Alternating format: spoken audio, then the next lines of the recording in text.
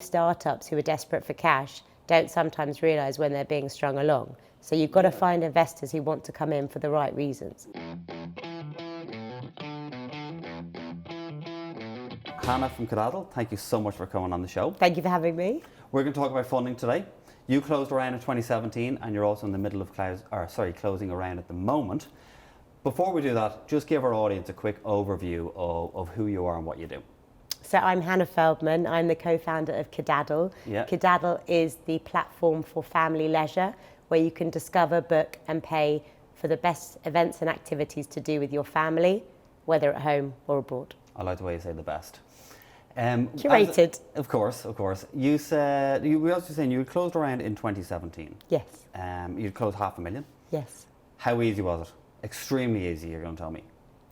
No, total opposite. I think the startup world is full of people that, can say breezy things, but actually running a process is only easy if you've done the most incredible work in the lead up to that process, which when you raise your first round, you don't necessarily know everything that you need to have in place to go and do that breezy process. Yeah. So what's happening now for us is a lot quicker than what happened back then, where you realise that you're dealing with people who are used to seeing investment opportunities all day, every day. Mm-hmm. And in my case, I came from 16 years in the corporate world where I had never been positioning investment opportunities for businesses that didn't exist. I get you. So when you're building something from scratch, you need to very much go and actually realise there is a blueprint for this stuff. And that's why there's some amazing people in every city around the globe helping with it. But at the time, you don't know necessarily what to have in place. So you perhaps don't cut the corners and get to the point as quickly as you do. When you were raising, was it an idea or were you actually up and running and making a bit of money? No, we had a prototype, which showed how the product would look when created. We're now on app and web, so we showed the app prototype. And that was very helpful to ignite the imaginations of investors, but it was completely, effectively a piece of paper that just was on an app. The reason I want to talk to you about funding, and I know it was 2017 when you're doing it, I'm sorry to go back so far for most viewers here, but some of our audience don't realise how difficult it is when it comes to raising money, right? Because you raised $500,000 and there was 2 co-founders in the company. Both women. Both women, okay. So you were heavily pregnant at the time as well. So it was your job to raise the money and it was your co-founder's job to run the business. Yes. Just tell us about how much it actually took you out, because a lot of our audience don't understand how much it's going to take a founder out of the game and just spend all their time fully on raising money. And luckily enough, there was 2 of you. Absolutely. Some of our founders are just 1. I mean, it is like everything. It is like a project you're doing, whether for a client or a piece of work that you're looking to create. Yeah. It has to be done with resolute focus. Okay. So you need to look at it. Initially, I went into it naively thinking it was something that because I had a good contact book and because I really enjoy being with people, that you didn't have to run a process. You could just go about and have some meetings. Yeah. The truth is, it's like all things, it's a funnel. So how many go into the top versus how many spit out at the bottom is a numbers game, because at the beginning, unless you're absolutely the fundraising doyen, you will not know who to see for the start, for the right people. So you need to spread it quite widely, especially when it's your first round. And every stage of the funnel, people drop off. So you're left with your investor cohort. They will drop off because they don't understand your market. They will drop off because they don't understand, in our case, consumer. They will drop off because they're not liquid at the level that you would want. Do you want a load of investors at £5,000 a piece? We didn't, because it's a difficult cap table to manage. Of course, and therefore, you need to really focus on going in, knowing what you're looking for.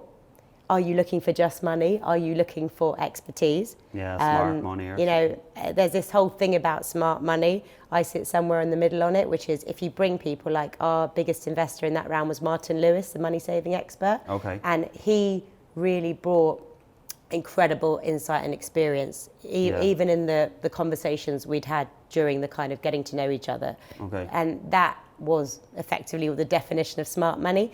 But other investors have preferred to be much more passive. We didn't mind because we had a very clear vision on what we wanted to do. Right. Other people want industry expertise to come along, and then you have to really pre-select who you're talking to. And you have to be careful what type of advice you're listening to as well. Because if you listen to advice all day, that is a completely valid point, because you can get so distracted.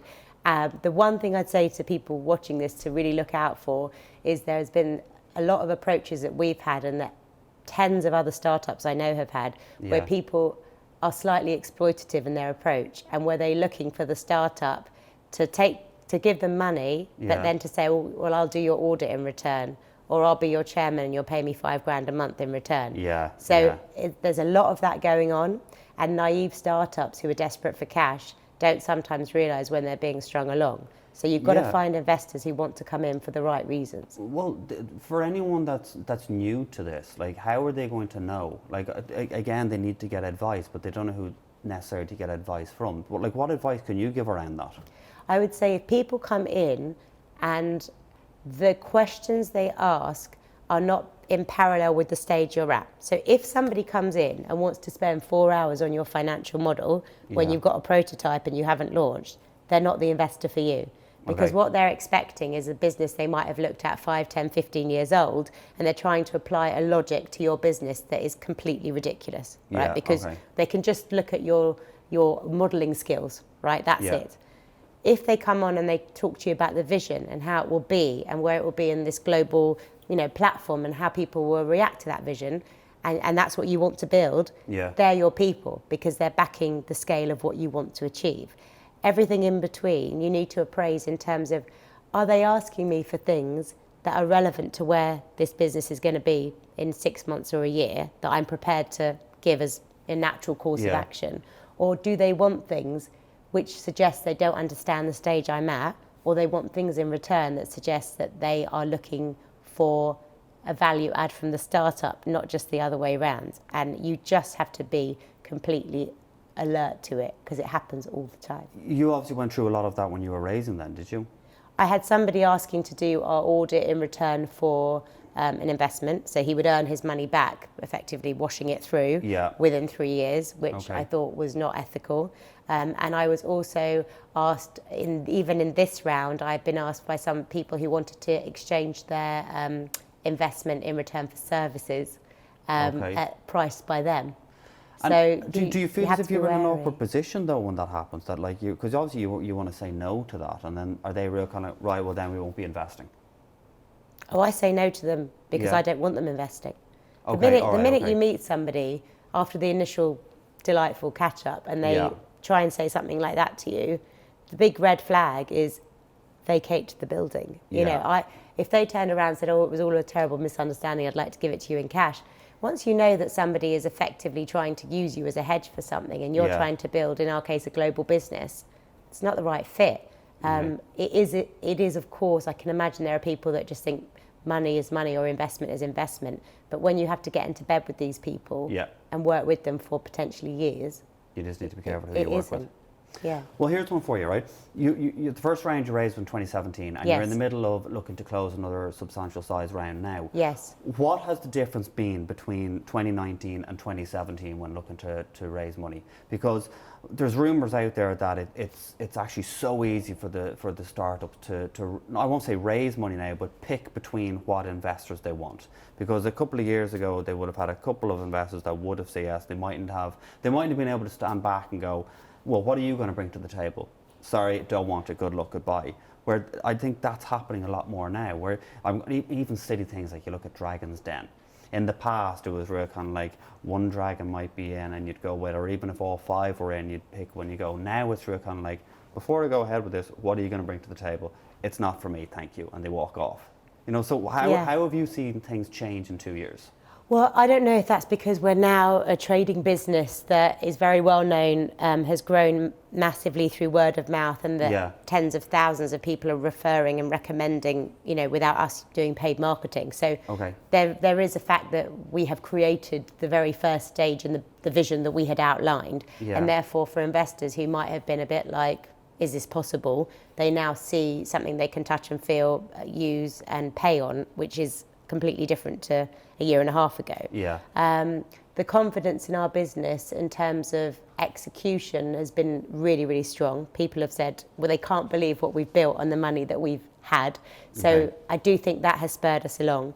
I think there's been a real movement in understanding that female founders are usually so underfunded, you know, with less than 2% of venture capital in this country going to them. And I think a lot of VCs have pulled their socks up to understand that they do need to be open to colder approaches and meet businesses where they're not in the old boys network.